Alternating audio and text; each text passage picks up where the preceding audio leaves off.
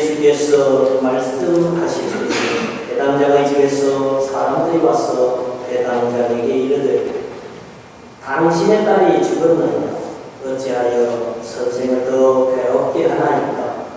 예수께서 그 하는 말을 곁에서 들으시고 배당자에게 이르시되 두려워하지 말고 믿기만 하라 하시고 베드로와 야고보 형제 요한 외에 아무도 따라오지 아니하시고 배당자의 집에 함께 가사 떠드는 것과 사람들이 울며 심히 통곡함을 보시고 들어가서 그들에게 이르시되 너희가 어찌하여 떠들며 우느냐. 이 아이가 죽은 것이 아니라 잔다 하시니 그들이 비웃더라. 예수께서 그들을 다 내보내신 후에 아이의 부모 또 자기와 함께한 자들을 데리시고 아이 있는 곳에 들어가서 그 아이의 손을 잡고 이르시되 달리가문 하시니 번역하면 곧 내가 네게 말하노니 소녀야 일어나라 하시며 소녀가 곧 일어나서 걸으니 나이가 12살이라. 사람들이 곧 크게 놀라거늘 예수께서 이 일을 아무도 알지 못하게 하라고 그들을 많이 괴롭게 하시고 이에 소녀에게 먹을 것을 주라 하시니라. 아멘. 그때에 기숙사에서 제가 신학교를 다녔습니다. 근데 그 기숙사에 룸메이트가 참 중요하잖아요. 근데 저 룸메이트가 저 말고 3사람이 더 있는데 그 방에 이제 한 사람이 이흥석이라는 사람이 있었습니다.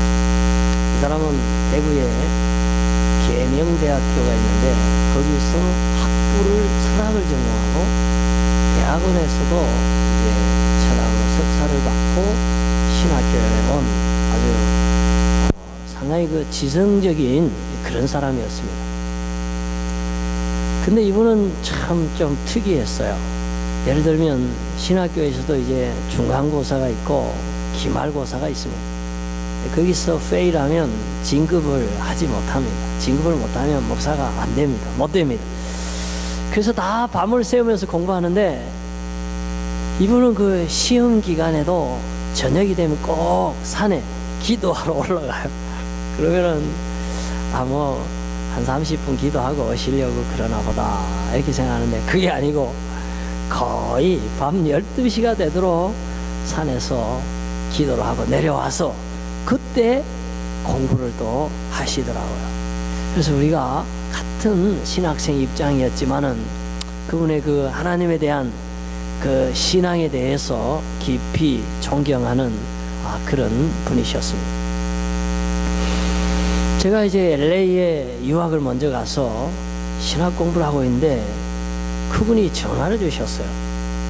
그때는 저도 이제 목사가 돼서 있을 때인데 임 목사님 저도 LA 바이올라 유니버시티에 유학을 왔습니다. 여기서 기독교 교육을 공부하고 있습니다. 이래 전화가 온 거예요. 그래서 제가 하도 반가워서 그 20년 전에 같이 공부하던 동료가 왔으니까 너무 반가워서 우리가 사는 아파트에 초청을 해서 그분도 같은 아파트에 살면서 이제 공부를 했어요. 근데 그분이 공부할 때에 정말 고생을 많이 했어요.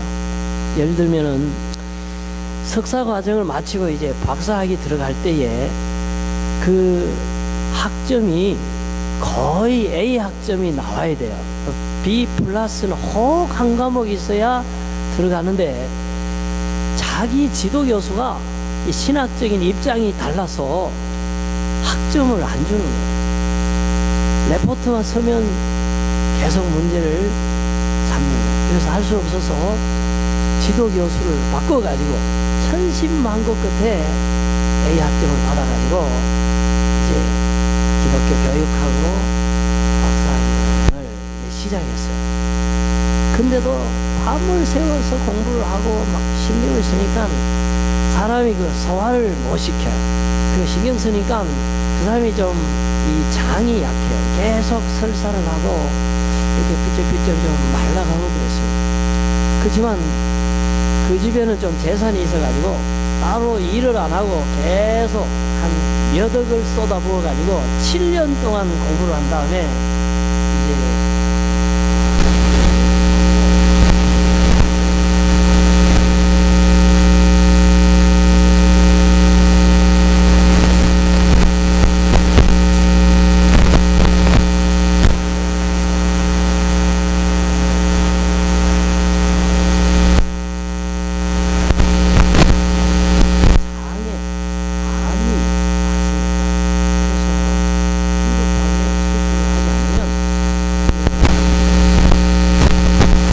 암이 발생한 부위의 창자를 잘라내고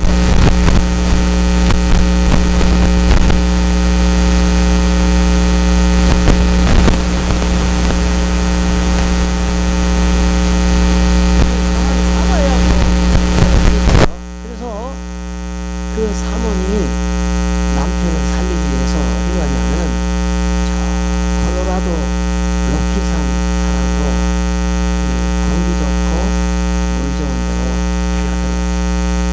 가서 10년 동안 좋다는 음식 다 해드리고 참 지극정충으로 간호했는데 10년 동안 그 암이 발병하지 않은 거예요. 그래서 우리가 한 5년 지내면 암이 지나갔다고 보지 않습니까? 그래서 이제 살아났는데 그분이 57년생. 그래서 암은 났었는데 나이가 벌써 60에 이제 2살 모자라는 그 나이가 이제는 교수를 가르치려고 해서 할 수 없어서 지금 어디 가냐면은 한국에 산 좋고 물 좋은 기도원에 지금 계십니다. 그래서 그분 생각하면 안타깝기 제가 같이 공부한 공동 목사님 중에 신앙과 명품과 지성이 잘 정비된 교원들인데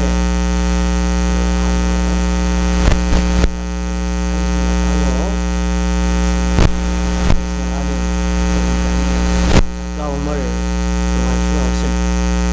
이처럼 건강을 유지하고 산다 하는 것은 우선 뭐 내가 고통을 안 겪으니까 좋다 그 문제를 넘어서서 굉장히 중요합니다. 우리가 건강이 보장이 되어야 가정생활도 할 수 있고 해피하게 그리고 건강이 보장이 돼야 사회적인 활동도 힘있게 할 수 있고 그러나서 좀 여간 어려운 시대에서 고통이 다가와도 체력이 튼튼해야 극복하면서 여전히 하나님의 일을 가지고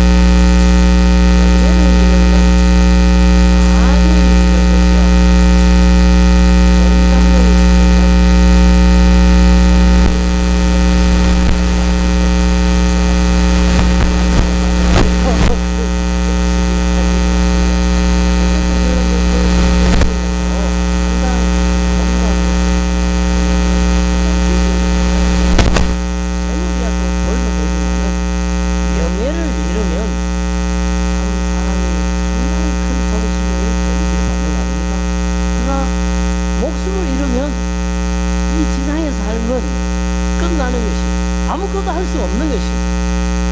그래서 우리가 건강한 생활을 하는 것.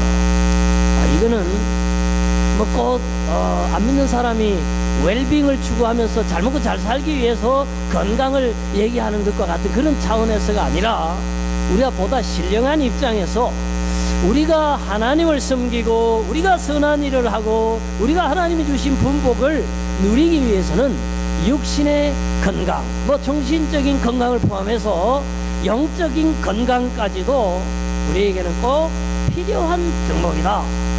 이건 뭐 나이 든 사람에게만 필요한 게 아니고 젊은이, 뭐 나이 든 사람, 남자 여자 할 것 없이 모두가 건강할 때에 그 행복한 삶을 영위할 수 있는 것이기 때문에 특별히 건강을 위해서 노력을 해야 된다, 그 말씀을 드리고 있습니다. 그래서 우리가 건강하기 위해서 참 의식주를 영위하게 되는데, 그러면 그게 세속주의 가치관 아닙니까? 우리는 뭐 아파도 주님이 우선시되고 고통을 겪어도 믿음으로 살면 되는 것이지, 뭐 예수 믿는 사람이 그렇게 건강을 추구한다는 게 그게 설교의 제목으로 적당합니까? 이렇게 생각할지 모르겠습니다. 제가 하나님 말씀을 소개해 드리면서 말씀을 좀 계속 이어나가기를 원합니다. 여기 보면은 예수님을 찾아온 여인이 있었어요. 혈루병이 있어서 일단 피가 나면 멈추지 않는 그런 위험한 질병을 가진 여인이 약국에 가도 병이 낫지 않고 의사를 찾아다녀도 병이 낫지 않으니까 누가 예수님을 찾아가면 나을 수 있다는 얘기를 들었어요. 그래서 어렵게 예수님을 찾아왔어요. 근데 사람들이 너무 많으니까 예수님 가까이 갈 수가 없어요. 그리고 자기 사정을 얘기할 수도 없어요. 그러나 이 여인의 마음속에 그런 소원이 있었어요. 저분이 능력이 많으니까, 저분이 치유하는 하나님이니까 내가 그분의 옷자락만 만져도 내 병이 낫겠다 싶은 그런 믿음이 있었어요. 그래서 그 군중을 밀치고 들어가서 어떻게 예수님 옷자락을 만졌습니다. 근데 그 순간에 예수님 능력이 그 여인에게로 닿았고, 그 여인은 혈루병에서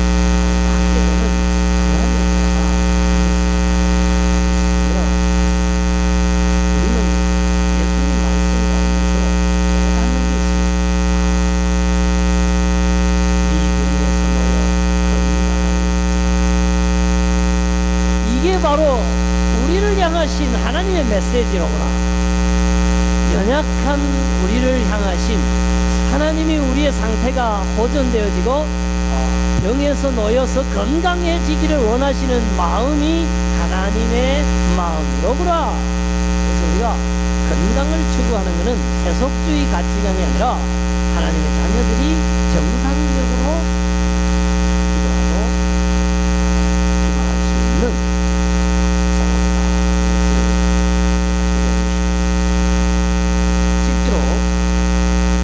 예수님이 30살에 이제 메시아로서 생애를 시작하셨어요.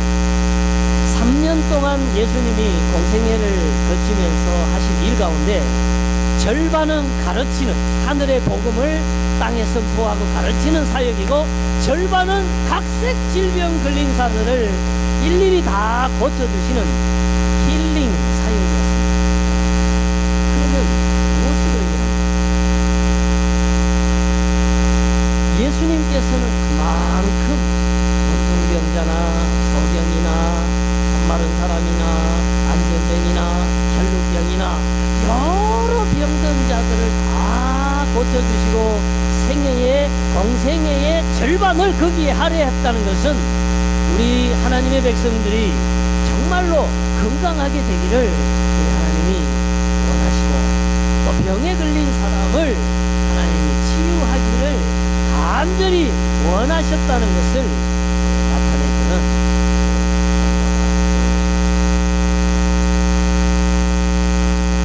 저는 우리가 건강한 삶을 누리는 것, 하나님의 뜻입니다.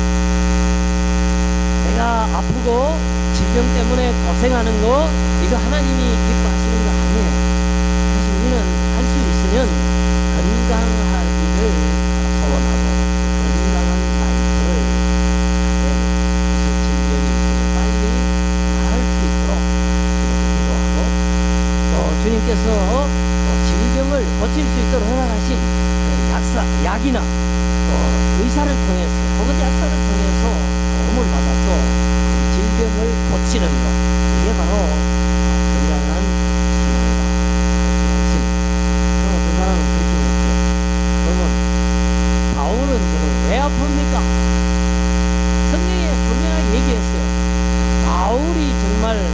고질병이라고 표현한 질병이 있었습니다. 낫지 않는 고질병이 있었습니다. 그것 때문에 실수도 많이 했습니다. 기도도 했습니다. 그러나 주님이 바울의 질병을 낫게 하지 않았습니다.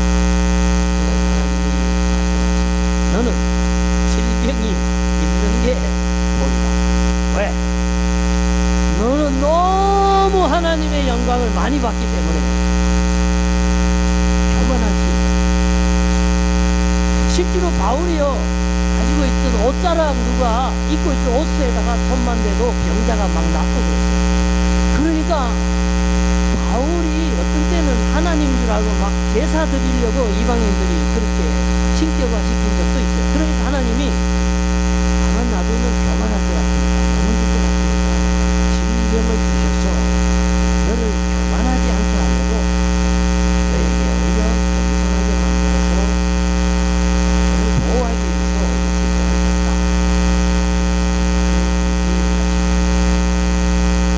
그래서 우리는 믿음이 좋고 모든 건강한 라이프를 살고 있음에도 불구하고 때때로 하나님께서 은혜로 연단시키고 은혜로 또 겸손케 하고 은혜로 기도하게 만들고 건강한 것보다 오히려 아픈 것이 더 유익하기 때문에 하나님이 종합적으로 헤아려서 질병을 주는 예외적인 경우도 있다.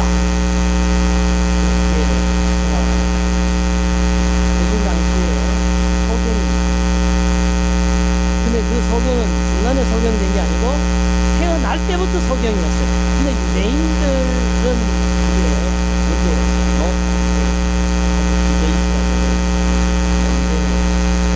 왜냐하면 모든 질병은 죄에서 온다고 생각을 했어요. 근데 갓난아기가 금방 태어나는데 뭔 죄가 있냐 이거예요. 근데 왜 그러면 죄 때문에 질병이 오면 왜 이 아기가 죄가 아니다 늘 논쟁을 했습니다. 근데 왜 그랬어요?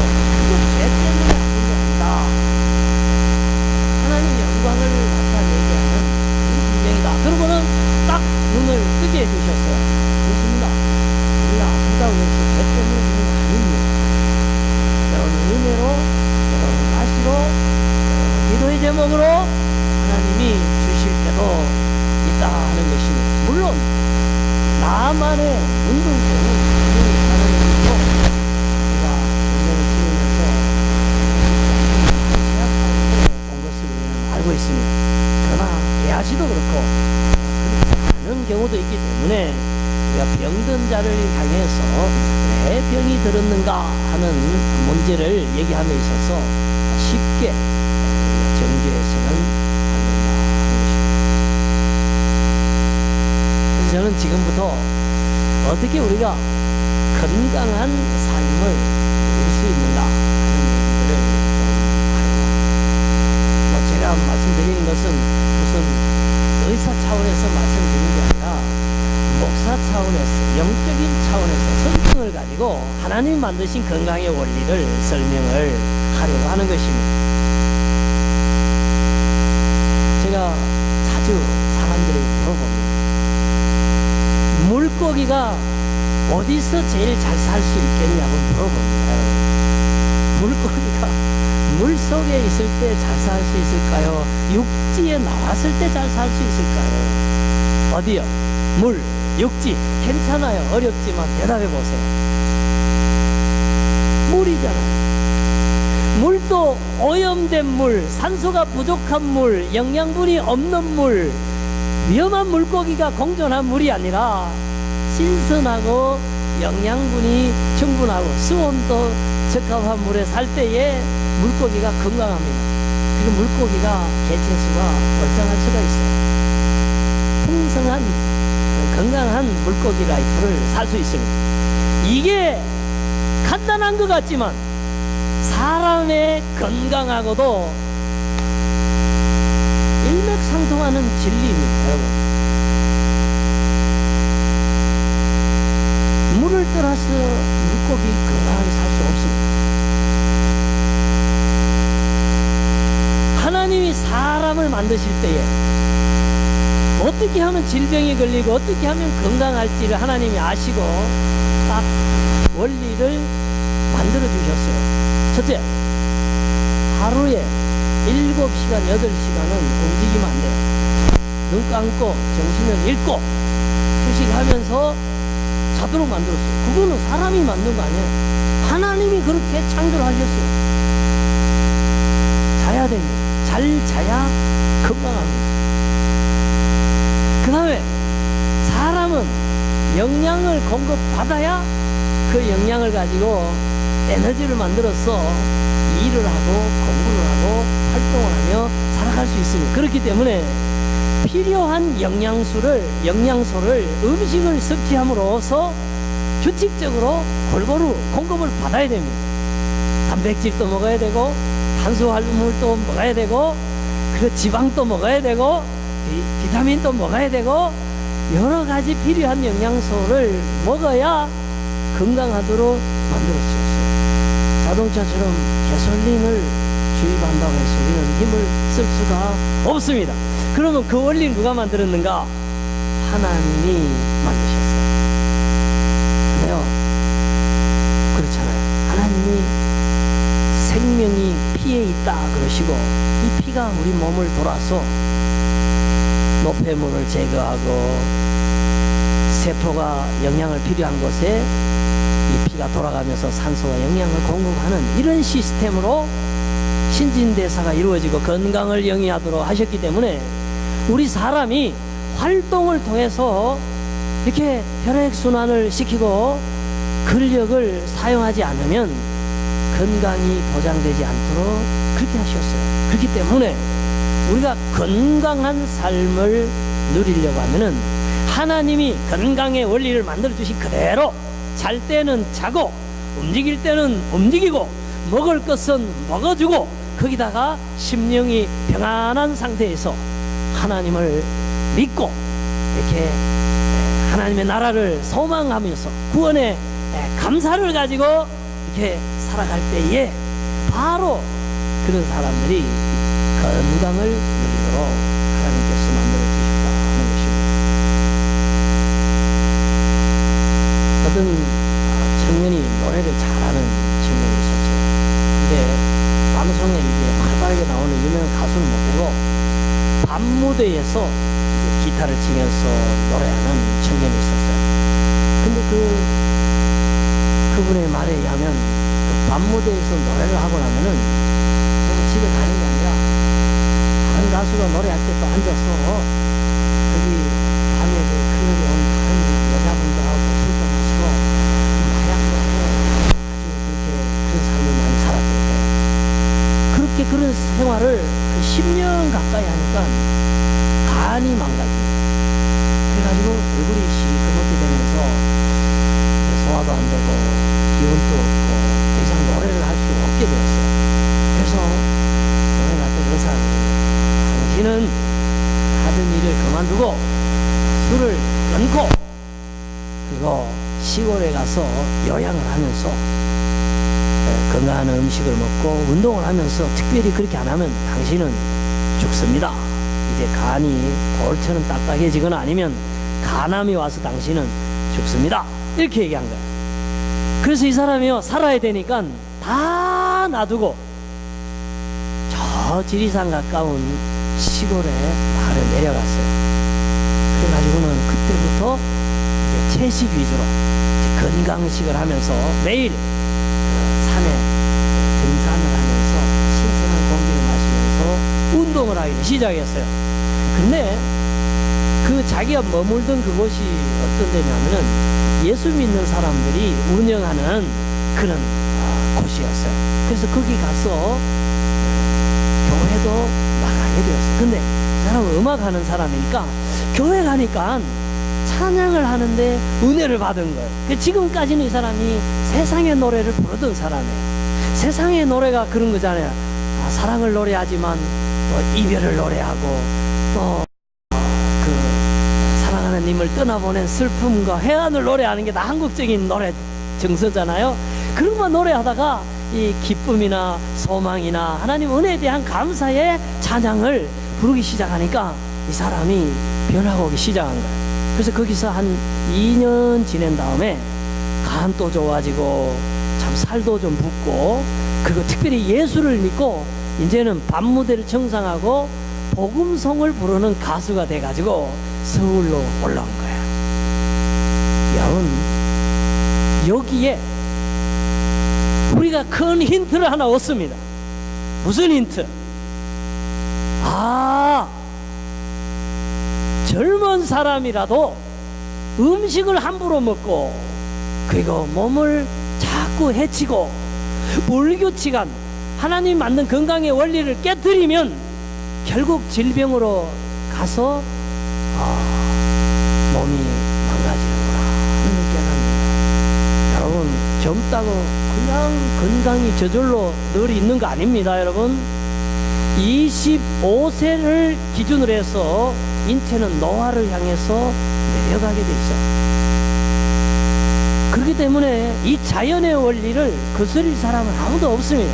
다시 말하면 우리가 잘 때 자고 움직일 때 움직이고 정말로 해로운 음식을 멀리하고 건강한 식품을 먹고 그리고 좋은 생각을 마음에 담고 하나님을 섬기면서 살아가는 거, 이게 바로 하나님이 주신 건강의 원리예요. 그 원리를 따라가면은 우리가 건강한 삶을 누릴 수가 있는 것이 바로 하나님께서 주신 놀라운 축복이 된다 하는 것입니다. 그래서 제가 그거는 임 목사 얘기지 뭐 나는 건강 비결이 따로 있어요. 뭐 그렇게 생각하지 마시고 제 얘기가 아니에요. 한번 보셔요. 예수님이요, 12살 된 소녀 죽었잖아요. 야로의 딸 달리다쿰, 그리고 소녀야 일어나라, 그런 말인데 그게 살아났어요. 건강하게 다시 살아났어요. 근데 그 소녀에게 이거 주님이 하신 말씀이에요. 저기 빨간 걸 잘 읽어보세요. 이에 시작. 이에 소녀에게 먹을 것을 주라 하시니라. 여러분, 먹을 것을 먹어야 됩니다. 먹을 것을 제때에 먹어야 돼요. 적합한 양을 먹어야 돼요. 먹지 말아야 할 것을 먹으면 안 됩니다, 여러분. 마약을 먹으면요, 몸이 망가집니다, 여러분. 술을 계속 마시면요, 간이 망가집니다, 여러분. 그리고 지방만 너무 좋아하면은 또 몸이 망가집니다, 여러분. 그래서 우리가 먹을 것, 꼭 필요한 것, 건강에 도움이 되는 것을 먹는 거, 그거 예수님 뜻이에요. 그게 바로 건강한 라이프로 가는 거예요. 여러분 한번 생각해 보세요. 나는 정말 내 몸에, 내 건강에 도움이 되는 음식을 먹는가? 아니면 내 몸에 해로운데도 내 입이 좋아하니까 자꾸 그것을 먹는지 한번 생각해 보시라고요. 그래서 우리가 건강한 라이프를 위해서 절제할 필요가 있습니다. 그래서 정말 내 몸을 활력 있게 만들고 내 삶을 건강하게 만들어서 정말 내 몸에 힘을 주고 내 몸에 건강을 주는, 활력을 주는 그런 음식을 섭취하는 것, 이것도 주님이 말씀하신 뜻 가운데 하나다 하는 것입니다. 그 다음에 그 아래에 있는 말씀은요, 나사로에 관한 말씀이에요. 우리 죽은 나사로가 살아난 건 잘 아는데 건강의 관점에서 다시 한번 보자 이거예요. 한번 읽어보셔요. 시작. 예수께서 이르시되 풀어 놓아 다니게 하라 하시니라. 수건에 싸져가지고 있으니까 풀어줘야지요. 그건 당연한데 그 뒤에 말씀이 우리 관심을 끌어요. 다니게 하라. exercise.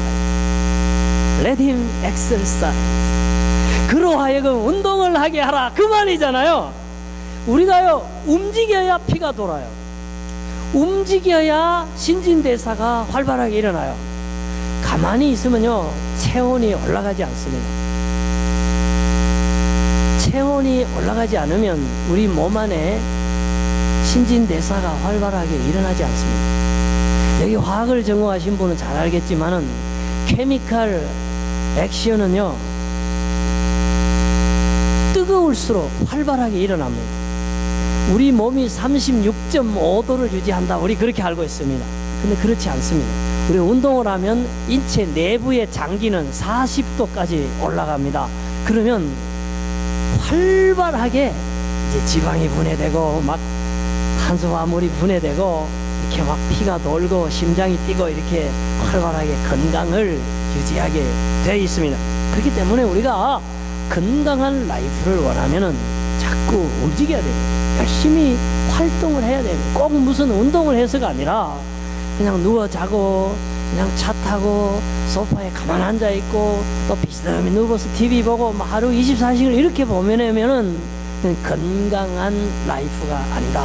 그래서 자꾸 움직이는 것이, 그래서 움직여서 일을 하고 움직여서 주에 일하고 움직여서 또 뭐 자꾸 봉사하고 자꾸 몸을 활동하는 거, 이게 좋은 일도 하지만 자기 몸에도 건강이 되는 것이다.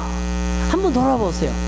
내 몸에 자꾸 아픔이 있는데 내가 정말 적당하게 움직이고 있는가?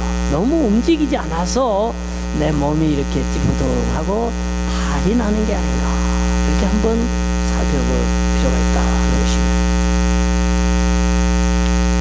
그리고 마지막으로 제일 중요한 얘기 제가 하나 하겠습니다. 제가 어릴 때요, 시골에 살 때 우리 옆집에 박봉진 장로님이라고 한 분이 계셨어요. 근데 그때 벌써 나이가 한 70 가까이 된 아주 그런, 그때는 아주 노인이었어요. 우리가 이제 그때는 뭐 70만 돼도 그 우리 교회에서 그분보다 나이 많은 사람이 몇 분 없었어요. 그랬는데 그 박봉진 장로님은 어떤 분이냐면 농사를 짓는 분이에요. 그리고 교회에서는 이제 장로님이신데 특별히 그분이 하는 일이 있었어요. 뭐냐면은 종을 치는 거예요. 그래서 예를 들면 예배 시간이 우리 11시 반이면 반드시 우리 교회에서는 11시에 30분 전에 초종을 한번 쳐요. 땡그랑 땡그랑 땡그랑 이런 종을 쳐요. 그리고 예배 시작 바로 한 2, 3분 전에 재종을 다시 쳐요. 근데 그거를 주일날도 치고 주일날 저녁도 종치고 그다음에 수요일 저녁도 치고 매일 새벽기도 있을 때에도 초종 재종을 그분 쳤어요. 근데 한번 생각해 보세요. 매 예배 시간에 시간을 안 놓치고 그 종을 치려면은 굉장히 책임감이 있어요. 굉장히 부지런해야 돼요. 근데요, 그 장로님이 1년 내내 거의 놓치는 법이 없어요. 정말로 그분 놓친 거예요. 자기 아들이 부산에서 무슨 해양대학에 근무하고 있었는데 아들 집에 갔다가도 금방 돌아와요. 이유는 종을 쳐야 되니까. 그거는 장로님 좀 다른 분 맡기고 아들 집에 오랜만에 갔으니까 외아들이거든요.